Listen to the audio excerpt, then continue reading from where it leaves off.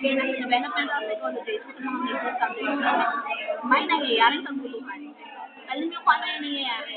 Kasi siya po ang salarin. Nagdala kasi siya ng nail polish na velvet blue. Kaya ang nangyayari po, kami ngayon ay velvet blue nails. Cecil, show us your nails.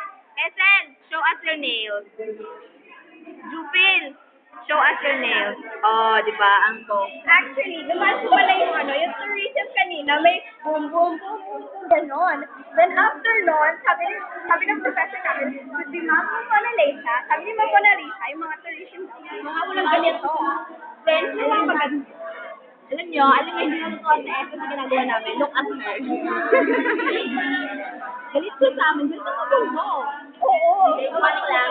Galit lang talaga siya. Kasi alam niyo, itong mga A1 is psychology. Ano ko eh. Minsan nakakain ng gamot, minsan hindi. Minsan, nilalagyan Pero alam niyo talaga, ang pinagmamalaki namin sa gabi ito ay yung aming mga kuko. Then, aming mga views. Actually, hindi kami mahilig sa nail art. Pero ngayon, marami kami. Tatlo kami. Kaya kami si Ana, Karen, Nina. Oh, di ba? Bongga. Kasalanan din lahat ng babaeng ito. The girl in orange. Kasi siya nagdala ng nail polish. At kami namang lahat ay naka-nail polish. Tapos, ayun lang. Gusto na namin ipagmayabang ko kasi hindi kasi kami mahilig ng nail polish. Kaya ngayon meron kami nail polish. Nagyayabang-yabangan na kami. Alam naman namin kung ano maganda. Pero, Like, tourism. ano talaga eh, ang